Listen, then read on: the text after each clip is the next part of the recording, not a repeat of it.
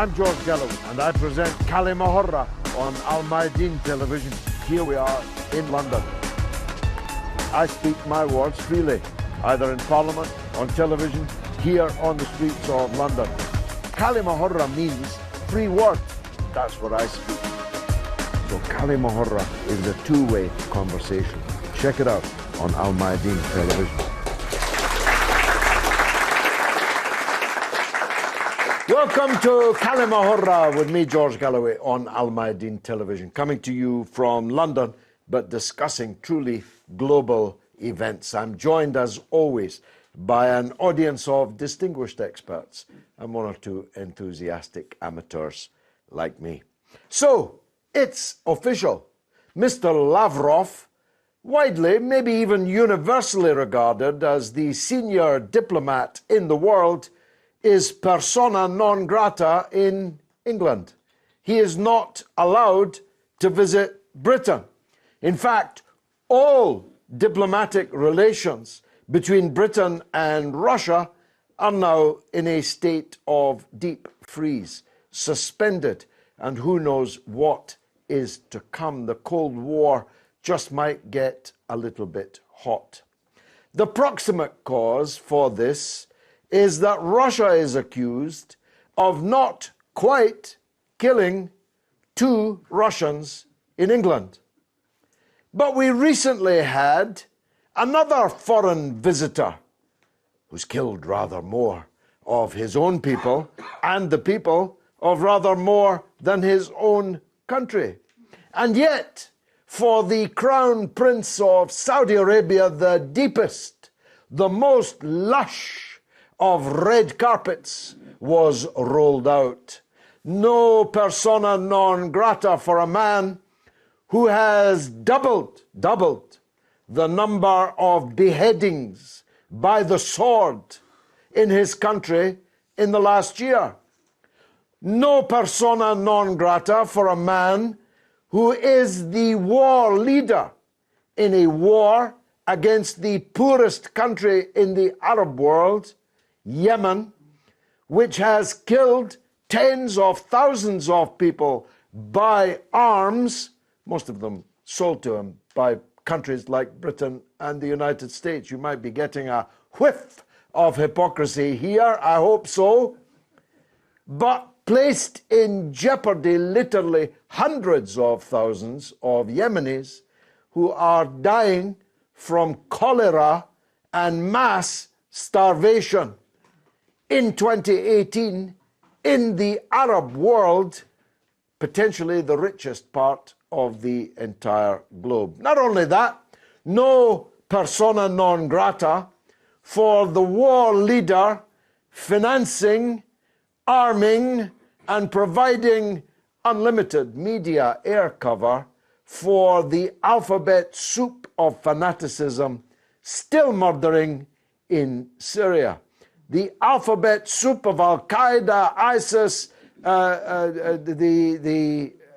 look, I've forgotten them. There's that many of these organizations, these jayshes that carry the name, they say, blasphemy, if you ask me, of Islam in one form or another. Prince Mohammed bin Salman is 33 years old, yet he has unlimited power in his country. Or does he? All these relatives that he hung upside down from hooks in the Ritz-Carlton Hotel until they disgorged their ill-gotten gains so that he could trouser it along with his own ill-gotten gains, may yet be in a position to strike back. Who knows? Perhaps the National Guard, whose leadership has been so cruelly incarcerated and tortured, perhaps other power centers in Saudi Arabia, may yet strike back. None of that mattered to a British media now in ferocious overdrive against Russia, had a word to say against MBS. Mohammed bin Salman was the rock star, that's what they called him, a rock star prince who was changing Saudi Arabia. Just in case you didn't get the message from the mainstream media, they spent millions of pounds. Presumably Saudi Arabia spent it, rather than the British government, though who knows. Millions of pounds on newspaper advertisements, gigantic, moving, electronic billboards, showing him in rather a handsome aspect, I must say, and telling us that he was the man who was liberating Saudi women. They didn't mention all the Yemeni women. They didn't mention the Syrian women.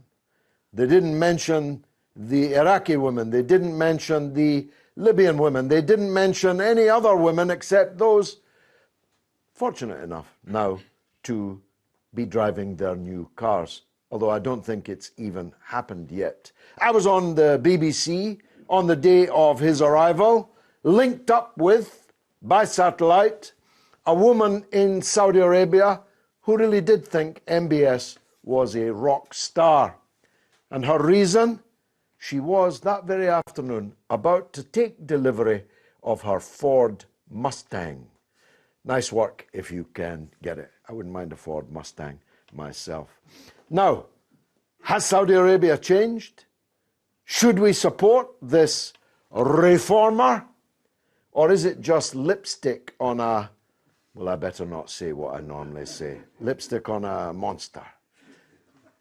Is it still a monster, or is that lipstick part of a genuine transformation? What will it mean for the Arab region? What will it mean for the people of Saudi Arabia, many of whom, for the first time in generations, are actually really rather poor and struggling to get by? Will all that change now that MBS is at the helm? And what will it mean for the West?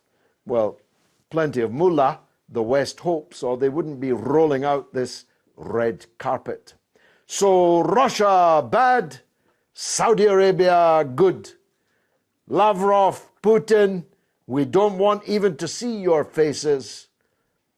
MBS, might we kiss your posterior, sire? That's the British way.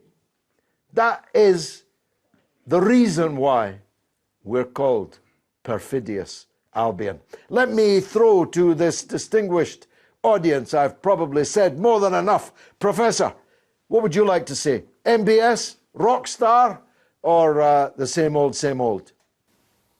I didn't see him dancing, so I don't know how could he become a rock star.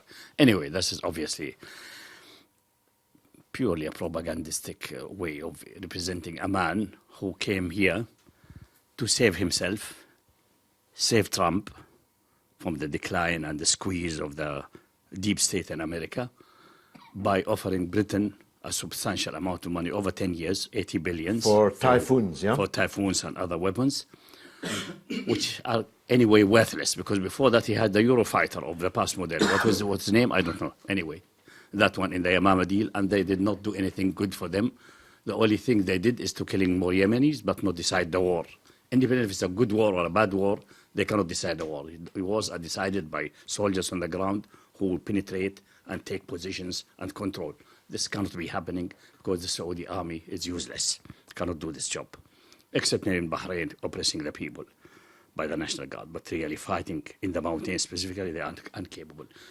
So my analysis is that bin Salman recognized that the green light he got last year, almost a year now in May, to invade Qatar and consume it, failed. The hope that things in Yemen may turn into the right direction failed. In Syria, he's declining, despite all the money spent on the various groups. And the agenda was, obviously, to cement power and extend the life of Saudi Arabia, which passed expiration date, because it doesn't belong in the 21st century, by having the American support, not American support, really, the deep state, but the faction which may be called the Zionist globalization faction, which has adopted a populist demagogue like Trump.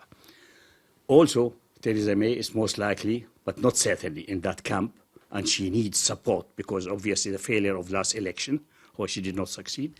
Secondly, the Brexit negotiations are not going well. The government is in disarray. She needs help, and she will pay back by supporting him further in Yemen, and maybe he can survive. So I think that's the whole thing, is that an attempt to survive and to turn the clock backwards and to turn the direction of history. My prediction is that this will fail. Neither this will help Theresa May to any great extent. It's a matter of months where Trump will be out or assassinated, most likely. And it's a matter only for weeks and months when the major world economy and the banking system will collapse. So that's always not going to change anything. The only thing it is to buy some time for a regime which is past its expiration date. But let us see. Wait and see. Haider? I'll take the issue from different perspective, mainly economic and financial, which should really give us some more figures. And then if we estimate something, say the kingdom is really falling apart, then we have a reason why it's falling apart. The other issue will be the relationship, or the mutual relationship between the United Kingdom and Kingdom of Saudi Arabia. If I go back to the economy of the Saudi in the 80s or until the mid 80s, everything was okay, it was fine. The price of the oil was really going very high, and the kingdom sustained really a huge amount of money. But at that period of time, not much has been spent on the development, because in the 1980, government spending on the social services had stopped, and quite a lot of money started to disappear, and nobody can find an explanation. Another issue is there is exaggeration of the number of population in Saudi Arabia, and that I think this is a deliberate number. So when they put the budget, they can justify it proportionally to the number of people. But this is like stay a mystery. In terms of some indices, employment is becoming very high in the kingdom. The number of foreigners is expanding as well. The process of the Saudization of the jobs in the country did not really succeed very well, and it makes one wonder, the amount of money has been spent on education, and for all those Saudi outside in the UK and the United States of America, which really worth billions. And at the end, you don't have qualified people to come and run your country. This is shameful. Take, for example, the budget for the military. Saudi Arabia at the moment is ranked like the 5th in the world.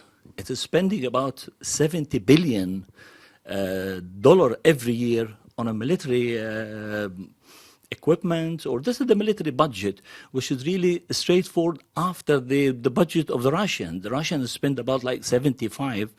Saudi Arabia spent almost 68 billion, which is really, even more than Japan spent. The United States spent about 680 billion. But the amount of military equipment and airplanes, you find it's little compared, for example, to North Korea or South Korea. They spend less money in North Korea, and they have more number of planes and tanks and stuff like that. This is because of corruption, isn't it? Exactly. So after the 85, and now we're talking about 95 specifically, the budget has started to increase. The budget deficit has started to increase more, about 65% to the GDP, which is really, according to the International Monetary Fund, this is not an alarming, but it is almost touching the threshold, is the worrying. According to the IMF report, which was produced 2 years ago, August 2016, they said there are about 5 countries will collapse in the Middle East, and one of them is Saudi Arabia. So the vision now, 2030, 2020, of Mohammed bin Salman has been built on some ambitious target, and taking in consideration that the oil price will be about $75 a barrel. But according to the energy board, the World Energy Board, the consumption of the energy is decreasing, mainly the oil, because people now are more depending on the gas and alternative energy. So the estimation of the International Monetary Fund that the oil price will contain mostly maximum on $50 a barrel, which really cannot achieve all the goals has been set up in this Mohammed bin Salman vision. Going back to the relationship with the United Kingdom, this is a mutual business relationship.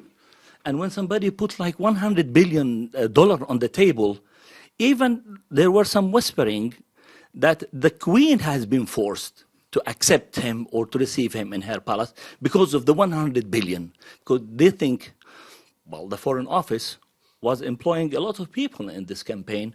You could see all the taxis carrying his photograph. He might be a rock, but not a star. This is Trust me, it doesn't cost 100 billion to get in to see the Queen. Exactly, but a lot of money has been spent. You could knock a lot of zeros off that. This is true. This is true. But anyway, when you have like 100 billion on the table, you will understand why this deal has happened. But don't forget the Imam deal, Professor Masari said, it was one of the most corrupted deal happened in this country, which is really a shame. And the government stopped it. Tony Blair stopped the police investigation of it. Exactly, Just when it was about to bring charges. Dr. Jamal is Jumay, beg your pardon. I just would like to talk about Yemen because I'm from Yemen and this war in my country. I think from outside, we look at the war as a war from outside on Yemen, not a war in Yemen. And I would like to say that this war started in Yemen 6 months before the start of the actual war from outside, the so-called Asifat al-Hazm, or the determination storm. No one talk about the Houthis. No one talk about what they did in my country. No one talk about a legal elected president is being elected and being expelled outside the country. No one is talking about the crime of the Houthis, who are supported by the Iranians, by the way, according to the United Nations states or statements. When did they say that? When did Did you read the statements of the experts just a few weeks ago? Yes, you can go, George, you can go and read it. And you will find. You said the United Nations. When did the United Nations say that? The United Nations formed a committee by many experts who are supervising and watching the way of smuggling weapons to Yemen. And they said, frankly, that the missiles were found in Saudi Arabia and in some parts of Yemen were manufactured in Iran. This is clearly said on this statement. So no one is talking about this. It's just a war between no one except me. You didn't say it, George. You just mentioned, and I actually respect what you said about bin Salman or about Saudi Arabia or about the war in Yemen. This is your own opinion. But as a presenter of this program, I think if I were you, I would express two opinions, not only one direction of this opinion. Anyway, this is my opinion. I might be wrong. Please don't tell me. Be wrong. Please don't tell me how to present my show. This is my opinion. If you want to have a show, you can. This is my opinion. Anyway, have one. Shall I continue? No, not yet. You've got a misconception here. This is Kalima Hurra. I give my Kalima Hurra, then you give your Kalima Hurra. But I have the right to say... I don't give two different Kalima Hurras. I just give my Kalima Hurra. So now you give me... Okay, that's fine. You give me that's fine. But I was thinking that you were a presenter. No. So... I'm me. I'm George Galloway. And you've seen enough Kalima Hurras to know that. That's fine. That's fine. So what I'm saying here is that there is a war inside Yemen, supported by the Iranians, by their Houthis puppets in the country, against the Yemenis, against the Arabs, against the Saudis, 6 months ago, before the Saudis being interfering into this war in Yemen. This is one issue. The other issue is about bin Salman being here. I'm not defending bin Salman. I'm not Saudi anyway. But he was welcomed, from my point of view, in London because he didn't poison anyone here. Yes, you could say that he were bombing Yemen. He was doing some, as some people saying, criminal war in Yemen or in Syria. This is an opinion. But the British government, they said what they said today because they accused the Russians of killing a Russian citizen who became maybe British citizen here in London. Anyway, he's not dead. Anyway, his mother under arrest. Who? Mohammed bin Salman. His mother is under arrest in one of the villas, and she is not allowed to go out. Okay. I haven't heard that. I haven't heard that. Yeah. I haven't heard that. He said he didn't poison anybody. I haven't heard that. Yeah. Anyway, No, where is your proof? His wife. Where is your proof? His Where is your proof? Anyway, this is it's my turn now. It's your turn, So, and I think everyone watching shall I- this, I think I need to take a break, but you'll come back again. Okay. Did you mention what Assad is doing in Syria? Who is killing more than 500,000 of Syrian civilians in Syria? Is it Daesh? Is it ISIS? It's the airplane, the aircraft. It's the warcraft in Syria. It's the Russians.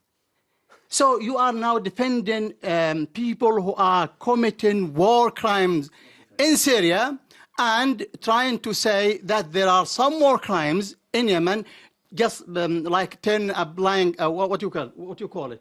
A blind eye about what's going on in Syria. I think we must to be fair. We must be just. We should look at the issue from both eyes, not only one eye, and listen to issues using our two ears, not only one. Thank you. You've done your job. I'm sure everyone will have seen it. I'll be right back.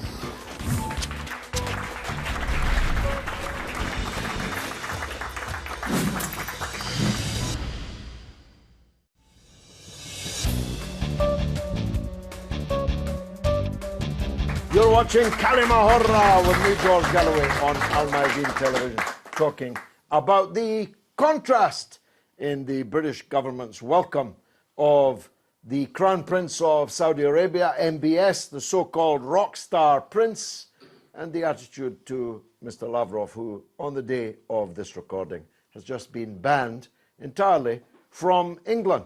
Widely divergent views present, and all of them will be heard. Let's take the gentleman in the second row, please. I just wanted to respond to gentleman from Yemen. You are a Yemeni yourself, and hopefully you are concerned about your people. That's why you're here. You're trying to voice their concerns. But who is killing Yemenis? Is Iran killing Yemenis? Or Saudis killing Yemenis? You talk about Iranian missiles. Which missiles have been dropped on Yemenis? Is it Iranian missiles? Or is it Saudi missiles? But who's dropping the missiles on Yemenis? Who's killing Yemeni children? Who's killing Yemeni women? Is it Iranian missiles? How? Are you deluded? Because it's not. Iran is not dropping any bombs on your people. It is one at a time, please. Brother, You think that the Houthis are killing Yemenis? Brother, you've done- Saudis came into this war. It is Saudis that is sending fighter jets on your people, killing your people. It is Saudis that is who attacking. gave you the right to respond? It is. Don't tell me how to run this show. That's your last warning. Okay? That's fine. But Speak on, please. Well, you see, these are your principles. You don't even stay silent so I can speak to you and then you can speak back to me. So, who's killing your people? Who's killing Yemeni children? Who's killing Yemeni women? Who is attacking funerals? They're already grieving for their loss and they're still bombing them. Who is attacking hospitals? Who's attacking schools? They don't even consider there might be kids studying in the school. They don't consider there might be people in the hospital. They still attack their target and they still get it wrong. You know, they rely on foreign intelligence. They don't have their own intelligence. So they always keep on getting it wrong. And some countries in the West are using that in a way to get bribes from them. To tell them, okay, you're going to give more cash or buy more weapons, as we've seen it here in the UK, and as it happened with the US. You either pay more, you either buy more weapons, or we're going to make this a big issue, or we're going to take this to the media, or we're going to go after your £800 billion of assets. Don't you really see that? Let's take the gentleman in the front. I want to ask you something. The public relations blitz seeks to persuade that the prince is popular in Saudi Arabia, that he is freeing women to drive, to go to the cinema, and so on, that he's popular with young people because he is young himself, and that he's essentially a reformer and a modernizer, distancing himself, for example, from extremist interpretations of Islam and so on. Is there anything in any of these claims? Anything in? Is there anything valid about any of these claims? I think, George, thank you very much. My name is Sahal Ali. I am a political and social commentator, and I really enjoy this wonderful program, كلمة حرة. كلمة حرة is widely viewed, and it will change the face of the world by giving people real picture. I'm not here to advertise, but to tell the reality. The last show was watched by 1.5 million Somalis. And I would like to thank the organizers. In response to your question, I have to touch a little bit about, is he a rock star or not? I think it is too early to make a comment on a man who came from nowhere. He jumped the queue and pushed himself into the line to the throne. And I think there are problems that are associated with that. We have seen, and clearly you covered this, him putting ministers and influential people and princes under house arrest. We have seen him trying to do what has never been done in Saudi Arabia, which means the word modernization is a risk-taking. Modernization means you are challenging the basis of the kingdom, on which the kingdom stands on, which is fundamental. The kingdom is generally the center of Islam, and anyone who is going to lead must strictly lead in line with the rules and regulations. By creating islands which are free from these laws would eventually put this future king on the spotlight. And at the moment, we may not know what is happening beneath the scenes. We have heard reports that there are breaches taken from their platforms and arrested for saying what they wanted to say, which were not in line with what the kingdom wants. I think by putting people like Prince Talal under house arrest, even though he's free now. This is Walid bin Talal, one of the world's richest men. And well-known global investor. I don't believe he's going to be sitting there without taking a revenge. Also, we have said recently high-ranking military officials losing their posts. All this is a film that we have to watch and see where it ends. But in response to the king's visit here, the warm welcome he receives reflects the British desperate for one thing: how to make money. It wasn't a warm public welcome, was it? The public didn't get near him. He was warmly welcomed by the people he was going to give money to. Definitely. I think I'd warmly welcome anybody that was going to give me money. Definitely. What I wanted to say in support of the program is that nobody gave a suspicious welcome, but we have seen the media fell under the influence of the money. The British want one thing from this conflict in the region. They want to sell their weapons. And I give you an example. In the first half of 2017, the United Kingdom, the British Army sales to Saudi Arabia hit 1.1 billion. In 6 months. In between January and June.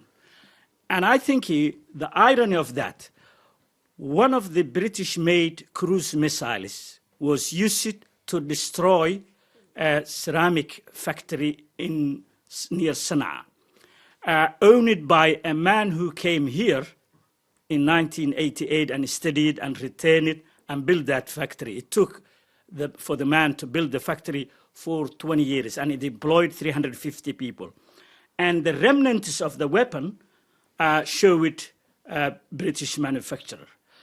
Similarly, American-made cluster bomb, which you and I know is banned from use in battlefields, has been found on display in the outskirts of Sana'a.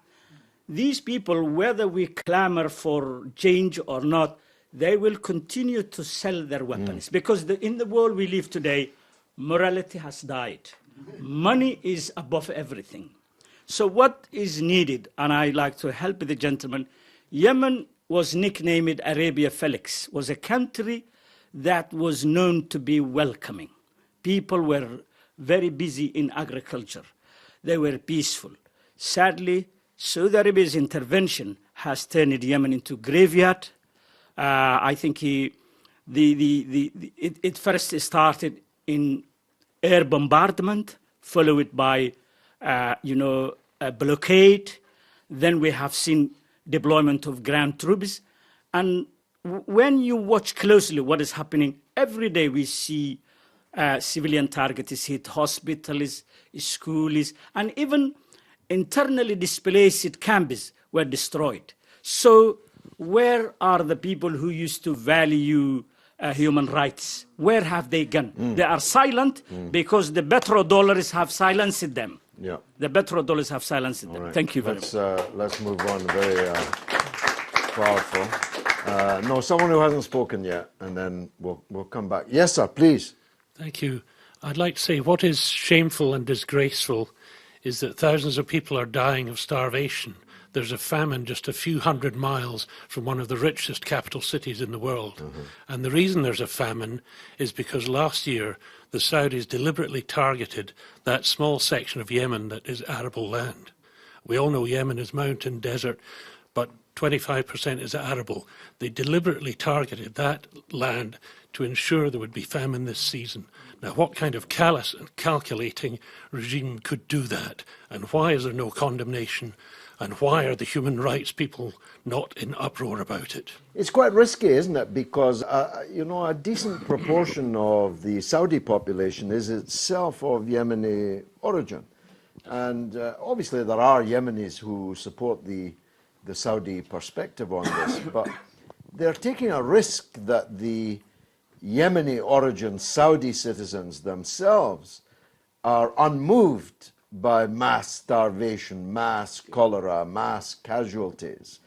Don't you think, Professor, that's a bit of a risk internally in Saudi Arabia? Let me just clarify something of history. We should not, if we invoke history, like, for example, 6 months before the Saudis started their war, so-called the storm of the determination or something like that the Houthi did some atrocities and so on.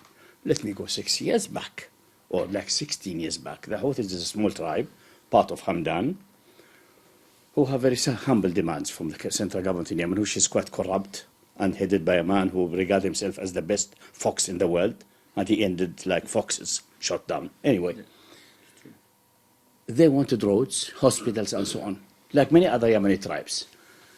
And the Azaydi, like a good fraction of the Yemeni, I don't know if it's a majority or the minority, maybe they are less than the majority, if we take South Yemen also in the picture, because South Yemen is mostly Shafi'i. The majority of North Yemen, though. But the majority of North Yemen may be Zaydi, which is a very mild sect of Islam anyway, that's not an issue. They were in confrontation with the regime. Then the Saudis supported the regime against them when they became more rebellious and when their grievances were heard. Some of their leaders were influenced by Iran ideologically, and they found refuge in Iran. And Iran supported them for whatever reason, good reason or bad reason, but that's the reality. Supported them essentially media-wise and so on. There was no weapons at that time. Then the Saudis attacked them. There was air bombardment.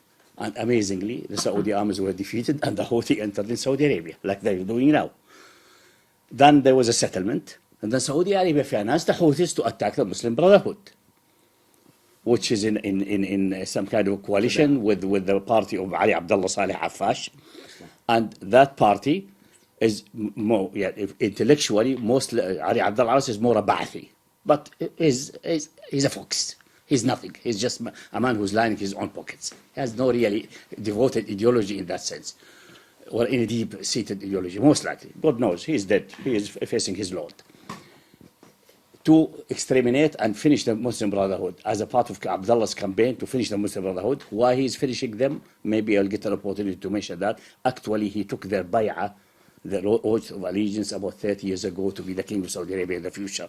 Now he's paying them back by kicking their butt. Anyway, then they moved the Houthis. The Saudis, they moved the Houthis against the central government. So the story is very much longer. If we go even deeper, we go in the 60s with the coup d'etat, when the Saudis, backed by the British and the Jordanian army. At the time, the Saudi army was nil. It is nil now, but at that time, it was nil.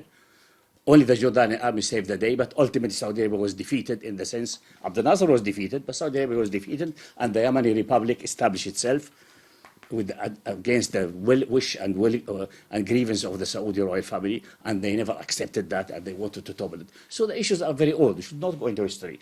The current situation, the Saudi atrocities in Yemen are very clear, and the Houthi and anybody else who is attacked by somebody else may regard himself legitimate to get weapons from everywhere to survive, to protect himself. Concerning the reforms and so on, the problem with Ibn Salman, Salman actually, this is the philosophy of Salman. Salman is a man who is... The father or the son? The father, the king, the nominal king. Some people claim he is completely senile now, but I don't think he's to that extreme. That one has already an ideology since the 80s, because his close circle of advisors, led by a man called Turk al-Hamad, a philosopher, secular philosopher, with all respect, that a modern state cannot tolerate, actually any state cannot tolerate a church in itself. Either the state dominate or the church dominate. You know that from the European Middle Ages. So he suggested the Saudi religious establishment is like a church, which is true. It is organized, structured like a church, as bad as the medieval Spanish Inquisition. That must be subdued, which is with a reasonable current of history, and also is rationally defensible. So he has to do that. On the other hand, Saudi Arabia is established by this church. Actually, the church is the one who established the state 200, 300 years back. And that legitimacy was the base. And they give the church free hand, oppressing the people, prosecuting them, prosecuting women, etc., under the name of Islam, which has nothing to do with Islam. According to my point of view, they have another point of view, but we are ready for the debate. And the debate is ongoing for 20, 30 years. That's another issue. So now, he recognized that will not continue this way. So he wanted now the people who have been oppressed, women, to appease them the easy way, allowing driving, which should not have been prohibited in the first place. Actually, it was not prohibited until the 70s. I saw women driving in Riyadh in the 60s. Given these sort of token reforms, which I wonder why the West is obsessed with that. It's a question, what is their obsession with this? I think it is the art of picking up certain things and exaggerate them. Like, for example, Amnesty International, talking about human rights organization, they made hell and heaven about a woman who was killed unjustifiably in Algeria, but the 100,000 tortured and killed in the desert, they didn't find except a footnote. There is some kind of fundamental issues. Well, look, identity politics is very important in the West, Professor. The rights of gay people, and now even the rights of transgender people, and gender issues, racial issues, and so on. These are, in the West, very, very important. We'll come back, of course, to all the main players here after the break.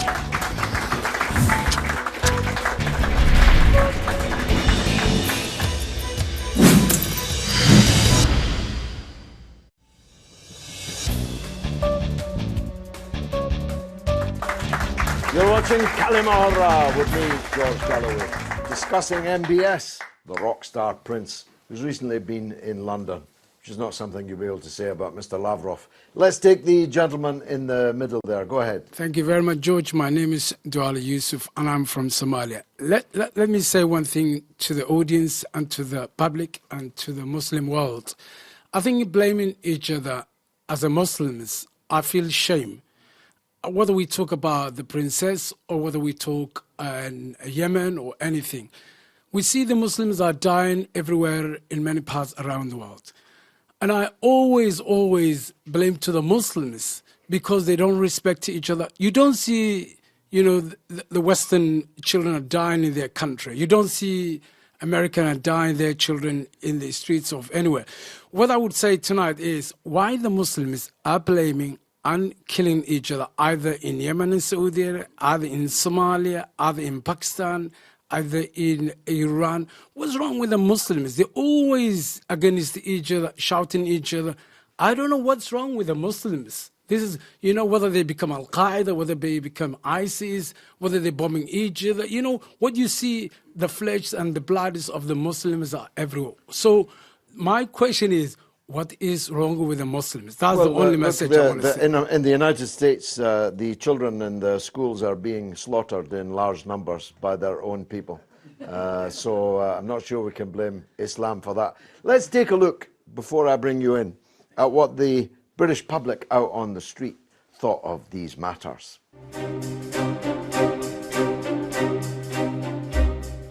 What benefits is the UK pursuing by making close relationship with Saudi Arabia? It's a selfish economical benefit, and just to tell the world that anywhere that they still in control. It's more sort of money, sort of investment actually right now, but this investment, so-called investment anyway, mainly sort of an arms sale and other sort of goods and stuff actually, which is not good anywhere. Yeah, I think Saudi Arabia and UK have common interests. They were fostering these relationships and also their common benefits for both of the countries. السعودية موصومة بالإرهاب وموصومة بحربها على اليمن. كل هذه الأمور لن تكون بمردود وفائدة على بريطانيا، خاصة وأن سمعة السعودية في الحضيض لارتكابها جرائم حرب في اليمن ولتدخلها في البحرين ولقضايا أخرى. أعتقد أن هذه لن تكون هناك فائدة بقدر ما يكون هناك ضرر كبير على بريطانيا. Do you think that the UK has any benefits in having close relationships with Saudi Arabia? Yeah, I do, especially with sort of Brexit happening. I think it's useful to sort of expand their international relations now more than ever. If UK can, get few contracts, I think they're managing their ports, The strategy of Saudi Arabia is they're opening their doors for the trade and businesses,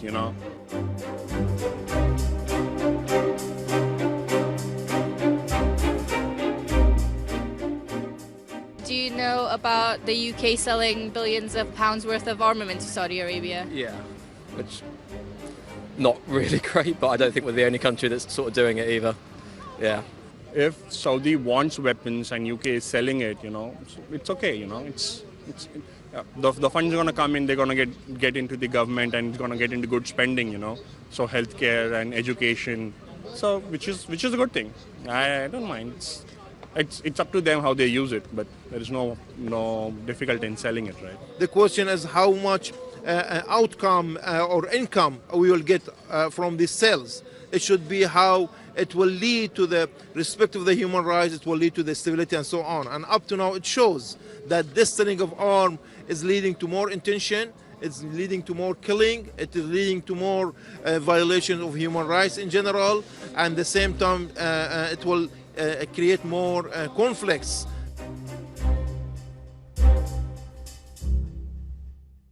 Actually, just as a note, it is illegal to sell weapons in Britain if those weapons are to be used for either internal repression or external aggression. I always wonder what other purpose these weapons could possibly have. Let's take the gentleman at the back. Just firstly, I would like to just touch up on the Saudi and Yemen conflict. There's two personal. The war is basically the Yemen is a battlefield, and it's a personal war between Saudi and Iran. Iran is intimidating Saudi. Saudi is using their strength on the Yemeni people, Yemeni civilians, like the children and what some of the audience here has mentioned. And to reflect back on what the gentleman here at the front said in terms of Ali Abdullah Saleh being a fox. Ali Abdullah Saleh, in my opinion, he's built up Yemen, the infrastructure.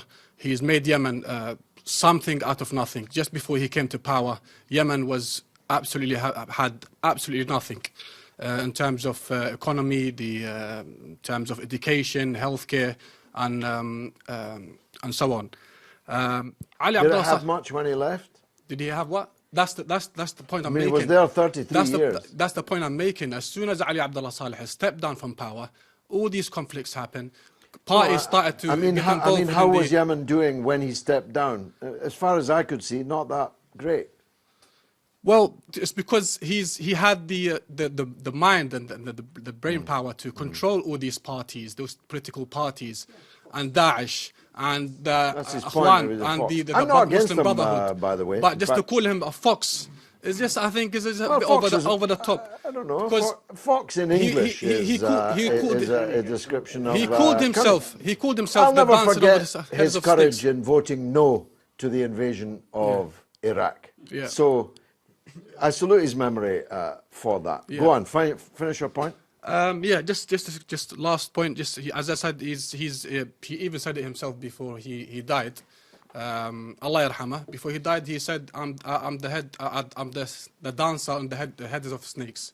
And I think that defines Ali Abdullah Saleh in general. And that's my point. Thank you. Okay, let's take this young lady at the front. It's important we get women speakers. Yeah, hi, my name's Hannah and I'm here from the Arab Organisation of Human Rights in the UK.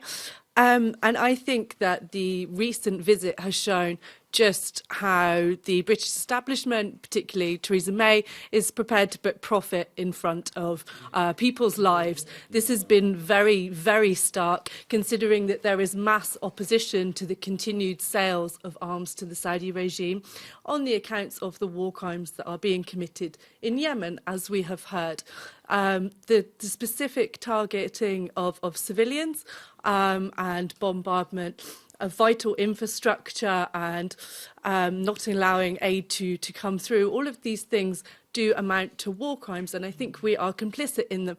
We have to look at how we are responsible for the sale of our arms, but also within Yemen we have to look at the fact that we're not just selling arms, we are supplying military advisors as well in terms of intelligence and where that lies. So we're not complicit, we are active in that means, in my belief, in the war in Yemen. I'd like to pick up on the point that you were saying about food shortage. We know that over 8 million people are in direct need of food now. They don't know where their next meal is going to come from in Yemen. 21 million or more are food insecure, and millions are malnourished. When we have systematic targeting of the supply of food, then this, in my eyes, is genocide. It's not. Famine is a natural thing. This is because of drought or disease that kills your cattle. When people are made to starve as a weapon of war, then this is a war crime, and that accounts to genocide.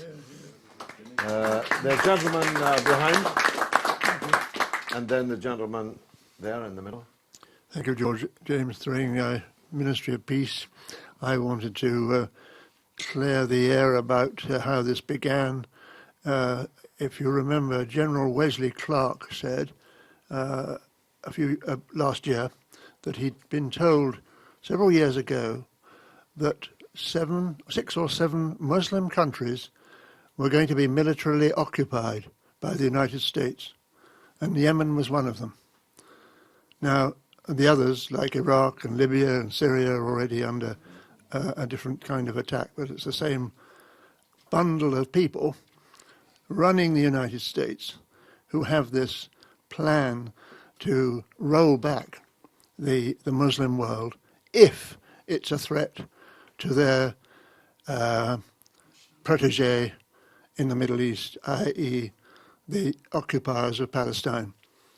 And it's all to do with their hegemony in the Middle East. They want to destroy any country that's, for example, supported by Iran, because Iran is their #1 enemy now, and the Iranians are clearly supporting the Houthis, because from a human rights point of view, that's what they should be doing. The Houthis are the people who are suffering most from the Saudi attacks.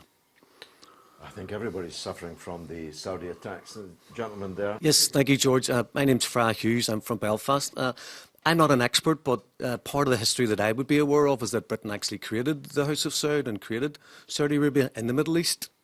I agree with a lot of people in the audience that I believe... We're also ruling in Yemen until the Beatles were almost finished. Well, this is not ancient history.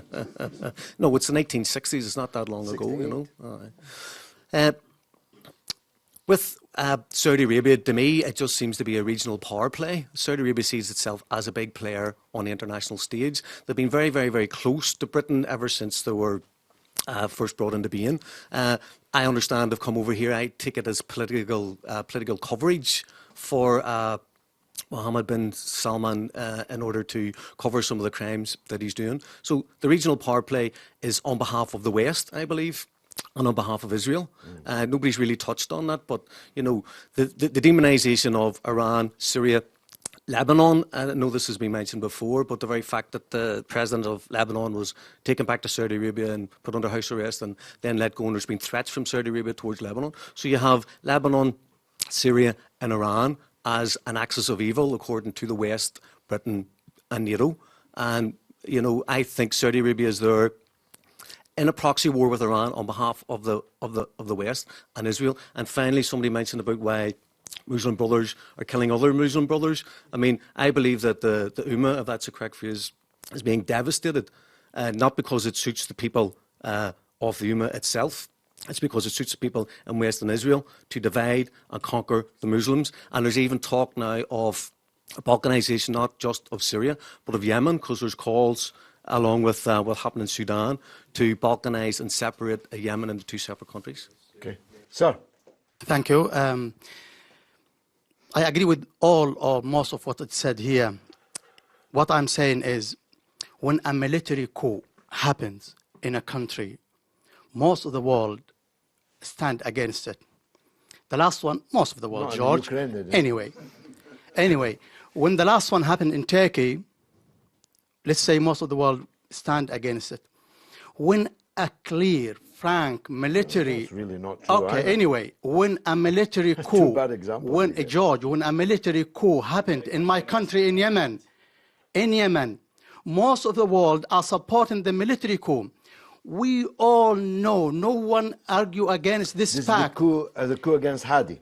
No, against Hadi, because Hadi was a legitimate elected president in 2012. I'm just differentiating because there was also a coup against Ali Abdullah Saleh. And I mean, I'm talking about the last coup. And the Saudis supported that coup. I'm talking about the last coup in 2014, September 2014, when the Houthis, supported by the Iranians, came from Sa'da and Amran and invaded Sana'a under the eyes of the whole world and the legitimate president being expelled to the Saudi Arabia. You think the West was supporting them? Sorry? You think the West was supporting them? Turn a blind eye. Anyway, when the president, let's compare it to the Syrian issue. Bashar al-Assad asked the Russians to interfere. He asked them frankly to help. Hadi asked the Saudis frankly to help because of what's going on in these two countries. So why in Syria it's legitimate what's going on, what's happening, but Hadi is not legitimate most of anyway. The world doesn't think it's legitimate. Of course, I'm not talking. No, don't. I'll come to you later. Let me finish. Yeah. So this is one point. Did anyone in this audience, this respected audience, know that the Houthis are number one classified in groups who are using child soldiers? 80 and children under 18s, 12 years old, 10 years old, is being employed by the Houthis to fight. Okay, leave it alone. Anyone of this audience, this respected audience, knows that the Houthis are using the landline, who killed civilians as well, children, women. Landmine, sorry. Anyone in this hall, in this studio, knows that the Houthis are now making something like they are clearing everything in Sana'a, just using only one color, one way of thinking. Most of the media are shut down. Most of the journalists are now in Sana'a, either in jail or outside. No one knows about this. I'm not here to defend Saudi Arabia Really? or bin Salman. Really? Even if you are laughing, I'm not here to defend bin Salman. I'm Yemeni. Not me that's laughing, it's the audience at home. No, I'm saying I am a Yemeni, and I want you kindly to understand, not to accept my opinion, that there is an issue inside Yemen. Sure. Okay. Now, the last thing I do accept that, the last thing is, let's say that there is a war, there is war crimes, there are so many issues in Yemen. What's the solution? Peaceful solution. Okay. United Nations, Arab League, the Yemenis themselves, they agreed on three references for this peaceful solutions. The GCC's initiative, the outcomes of the national dialogue, and the resolutions of the United Nations. Now, who refused them? The Houthis. The Houthis are refusing them. In the last talk of the last representative of the United Nations to Yemen, Mr. Wald al-Sheikh, he said frankly that we were about to agree on a peaceful solution. Just in the last few minutes, the last few seconds, the Houthis refused. That was last week in the United Nations. Thank you. I'll be right back with yet more of this.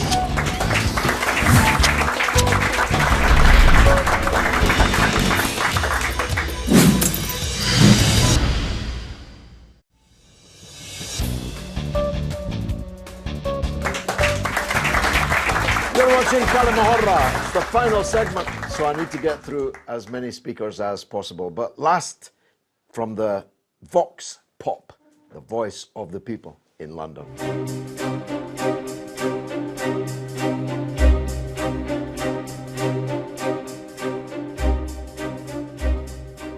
What do you think about Saudi Arabia's Crown Prince's visit to the UK recently? أعتقد أنه يريد أن يدعم تحالفاته مع الغرب من أجل حمايته، وأعتقد أن اللاعب الأكبر هو بريطانيا وأمريكا، فلا بد من أن يسترضيهم ويشتري ولاءاتهم. I heard he is coming. I saw a few glimpses of the Prime Minister welcoming him, and some of the big billboards where his name was there, he's arriving, stuff like that. And I heard, I read about few things in the newspapers, but that's to it. I think they signed few deals of maybe £1 billion, something like that. Saudi visit is definitely, it will lead to the strength relationship between the Saudi Kingdom and the United Kingdom. But we wish that this visit could be given a chance to enhance the reforms in Saudi Arabia or enhance the further stability, which could be by the pressuring the Saudi Crown Prince, not giving him a green light to go ahead, or giving him more a military contract and so on.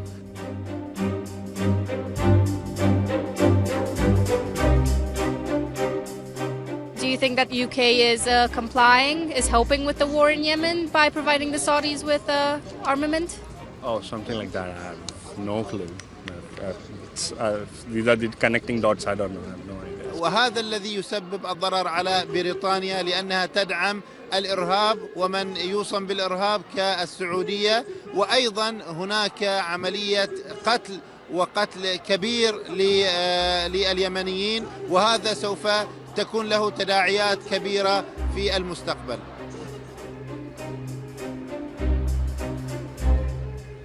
Well, that was the last of the voices of the people, but many more voices still here in the audience. I think you have the microphone, right. Doctor. Go ahead. Regarding Yemen, it's very interesting subject, and you can do maybe 10 episodes, 15 episodes, and you will never finish. But regarding some of the points the gentleman mentioned, My name is Muhammad Afwan, can you tell me which planes or jets are roaring in the sky of Yemen? Tell me how many thousand rockets has been fired by these planes. I'll tell you, there are over 10,000 attacks has been launched by these planes. This is a statistic. Let me finish, please. You can answer later, please. Yeah, you can answer later if Allah. But I'm telling you, this is the truth, right? And you cannot ignore the background of the Houthis when they have been deprived, and 6 wars has been taken against them by Ali Abdullah Saleh and was supported by the Saudi in several times. And he manipulated the brother Muslimhood, Al-Islah it called, who is led by Sheikh Zanadani, to involve them in internal war. And don't forget that Ali Abdullah Saleh, he's not only the fox. He was manipulating the whole country. I have a list of 150 political and non-political journalists has been assassinated during his time, and mysteriously they were all against him, and until now nobody knows who assassinated them. So don't forget that. He has in his pockets over 60 billion. And you tell me, let me tell you something, wait. He has a company. He has a company called Saida Planes. This is a company built in cooperation. Let me finish, please. Saida is in cooperation with Al Emirat. Okay. No. It's not true. Okay. Most of the land, most of the free land, I can precisely tell where all this land has been. He just confiscated it under the name of free zones. And I can tell you from Amran, from Al-Buraiqa, from all of that. Don't ask me where I'm from. Okay, No, he's asking where's the money. You're asking me where is Al-Buraiqa? Al-Buraiqa is. No, I'm telling you on the south. This is the land in Bir Ahmad. Listen to me. In Bir. Listen to me. I'm telling you the land. I'm telling you all this in this area. No. Wait a minute. I'm telling you lands over there in Bir Ahmad. Listen to me. Listen to me. Just continue. Listen. Can you keep quiet? Listen to me. Look, all these lands. No.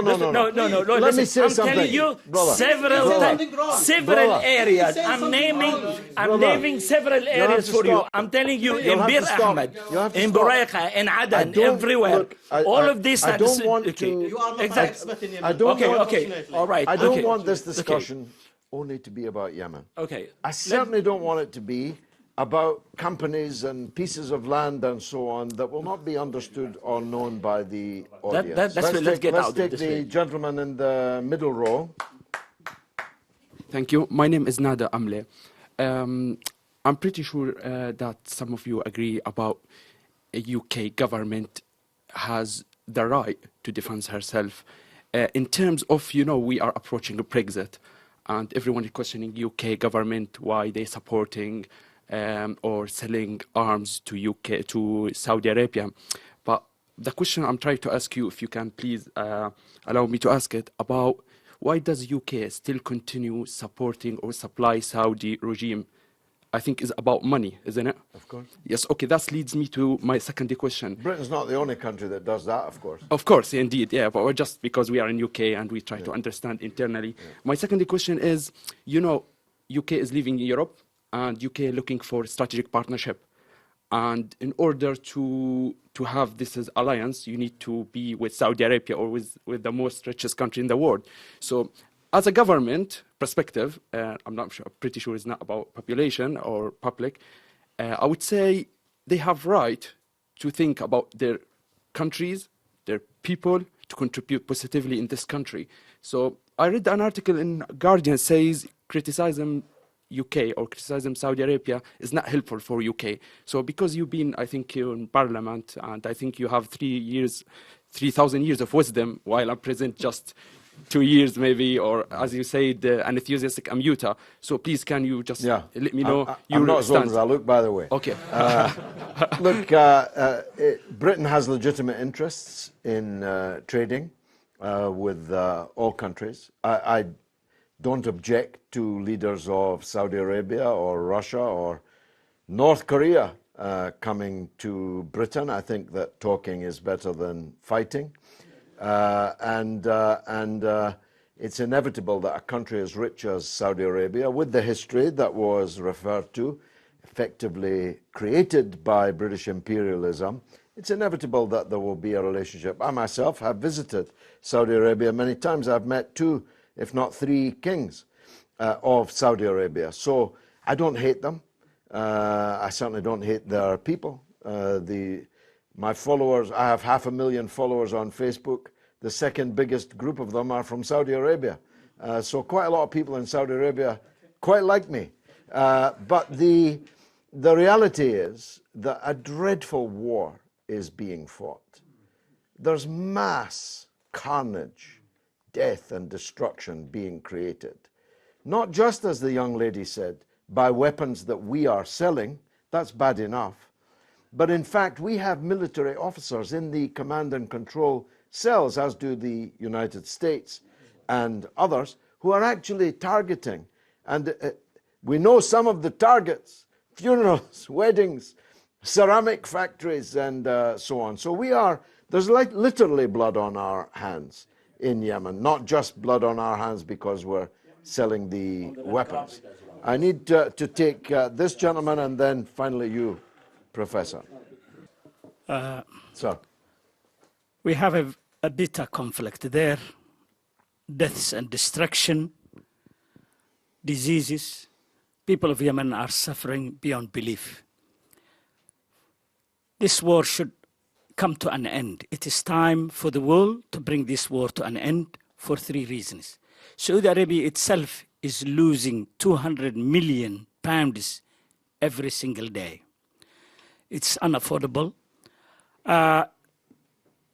Saudi Arabia is also losing the proxy war.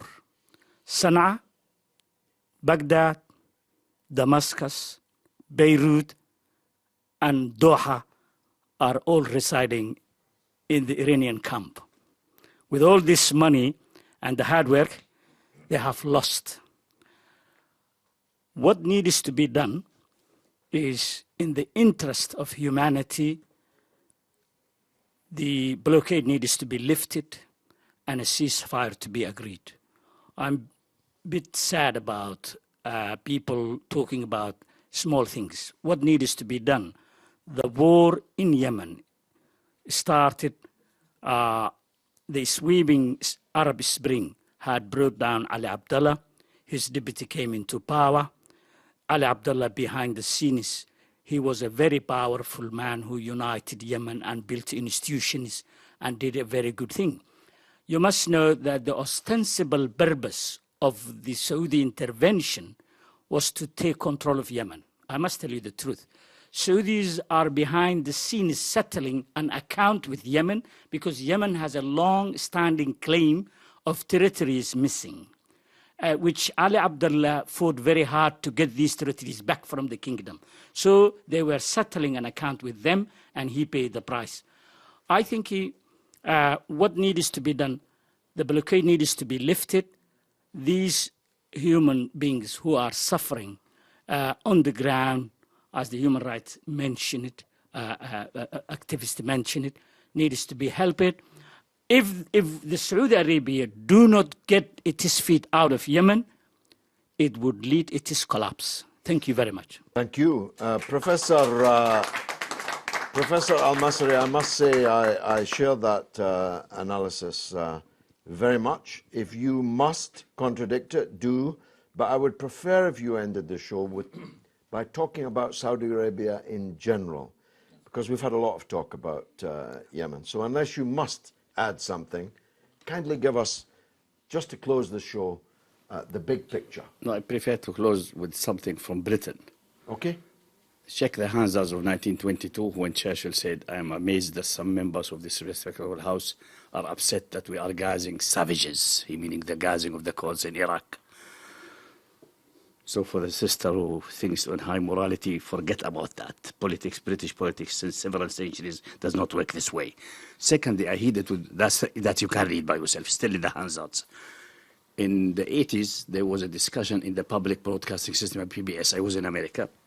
And there was a discussion. There was a poor Russian journalist who was squeezed. And there was Macmillan, the old Macmillan himself, the ex-prime minister. At the time, he was before his death. And they were discussing what's happening with the Iraqi-Iranian war. And he was gloating about Russia being squeezed in Afghanistan at the time. That's mid-80s. And the Russians will say, you are mistaken, this will come to haunt you again, etc.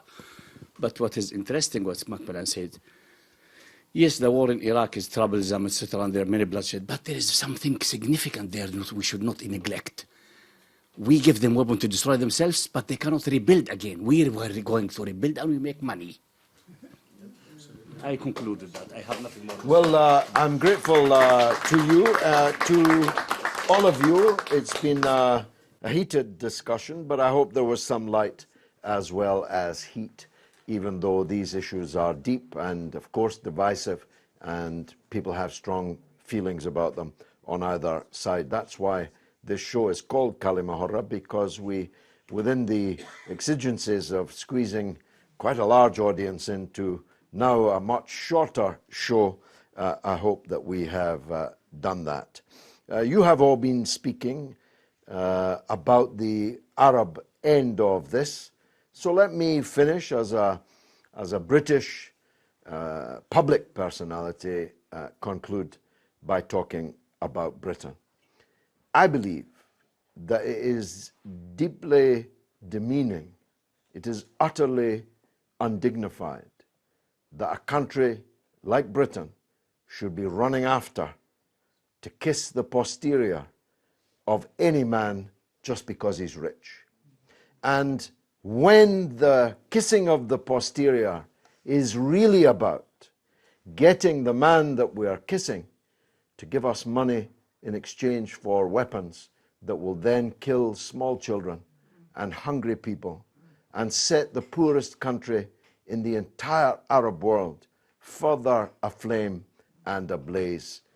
I think in the long, dismal history, shameful history of Britain in the Middle East, we are writing a new and lower chapter in Britain's relations with the Arab world.